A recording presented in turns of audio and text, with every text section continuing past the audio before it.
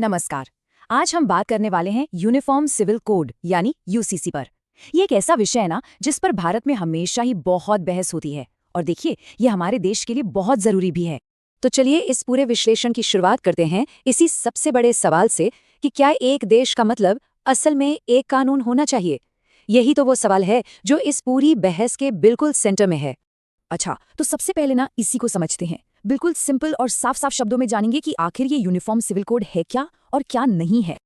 देखिए, uniform civil code का एकदम सीधा सा मतलब है पूरे देश के सभी नागरिकों के लिए बस एक ही कानून, और ये कानून लागू होगा पर्सनल मामलों पर, मतलब जैसे शादी, तलाक, बच्चा गोद लेना या फिर संपत्ति का बंटवारा। और सबसे बड़ी बात, चाहे कोई किसी भी धर्म का क्यों ना हो। लेकिन मजे की बात यह है कि भारत में अभी सिस्टम ऐसा है नहीं। आज की तारीख में हमारे देश में इन्हीं सब पर्सनल मामलों के लिए अलग अलग धर्मों के अपने अपने कानून हैं। जैसे मिसाल के तौर पर हिंदुओं, सिखों, बौद्धों और जैनों के लिए हिंदू मैरिज एक्ट और हिंदू सक्सेशन एक्ट जैसे कानून हैं। वहीं मुसलमानों के लिए मुस्लिम पर्सनल लॉ है, और ठीक इसी तरह ईसाइयों और पारसियों के लिए भी अपने अपने कानून बने हुए हैं। तो ये दिखाता है कि हमारे देश में कानूनी तौर पर कितनी डाइवर्सिटी है। तो सवाल उठता है कि फिर ये एक कानून का आइडिया आया कहाँ से। तो देखिए, इसका बेस हमारे संविधान में ही है। यूनिफॉर्म सिविल कोड का जिक्र हमारे संविधान के आर्टिकल 44 में किया गया है। हाँ, पर यहाँ एक पेच है।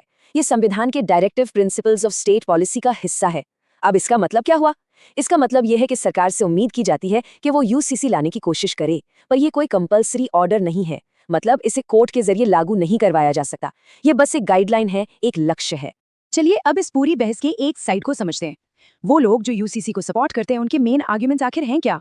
तो सपोर्टर्स का सबसे पहला और बड़ा तर्क है जेंडर इक्वालिटी। उनका कहना है कि यूसीसी से लैंगिक समानता बढ़ेगी, क्योंकि आज के कई पर्सनल कानूनों में ना महिलाओं के अधिकार पुरुषों के बराबर नहीं हैं। जैसे कुछ कानूनों में विरासत और प्रॉपर्टी में उन्हें बराबर का हक नहीं मिलता।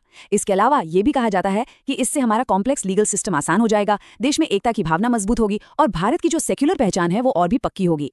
तो ये तो हुआ एक पहलू। अब सिक्के का दूसरा पहलू भी देख लेते हैं। देखिए, हर बड़े बदलाव की तरह यूसीसी को लेकर भी कुछ बहुत सीरियस चिंताएं और चैलेंजेस हैं। जो लोग इसके विरोध में हैं, उनका सबसे बड़ा तर्क ये है कि ये धार्मिक स्वतंत्रता के हमारे फंडामेंटल राइट के लिए एक खतरा हो सकता है। एक डर ये भी है कि एक जैसा कानून देश की जो कल्चरल डाइवर्सिटी है उससे कहीं नुकसान ना पहुंचा दे, और फिर इस पर पॉलिटिकल रेजिस्टेंस भी बहुत ज्यादा है। और सच कहें तो इतने बड़े और डाइवर्स देश में इसे लागू करना अपने आप में ही एक बहुत बहुत कॉम्प्लेक्स काम है। तो इन सारे आर्ग्यूमेंट्स और चिंताओं के बीच सवाल ये है कि आगे का रास्ता क्या है, आजकल इस टॉपिक पर चल क्या रहा है। तो देखिए, ये मुद्दा एक बार फिर से गरमाया हुआ है। भारत का जो लॉ कमीशन है और सरकार है, वो इस पर अलग अलग ग्रुप्स के साथ कंसल्ट कर रहे हैं, उनकी राय जान रहे हैं, ताकि इस पर कोई आम सहमति, कोई कंसेंसस बन सके। तो फिर इसे लागू कैसे किया जा सकता है? एक्सपर्ट्स का सुझाव है कि इसे एक ही झटके में सब पर थोपने के बजाय धीरे धीरे, स्टेप बाय स्टेप लागू करना चाहिए।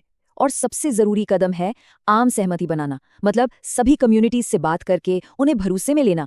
और ये सब कुछ हमें वापस उसी बड़े सवाल पर ले आता है जहां से हमने ये पूरी बात शुरू की थी कि इन सभी कॉम्प्लेक्सिटीज को देखते हुए क्या भारत असल में एक जैसे कानून के लिए तैयार है? देखिए, इसका कोई सीधा साधा जवाब तो है नहीं। असली सोल्यूशन शायद इसी में है कि हम इक्वालिटी के लक्ष्य और भारत की डाइवर्सिटी की रिस्पेक्ट करने के बीच एक सही बैलेंस ढूंढ पाएं। ये सिर्फ एक कानूनी बदलाव नहीं है, बल्कि ये भारत के सोशल फैब्रिक्स, हमारे सामाजिक ताने बाने के भविष्य से जुड़ा एक बहुत गहरा सवाल है।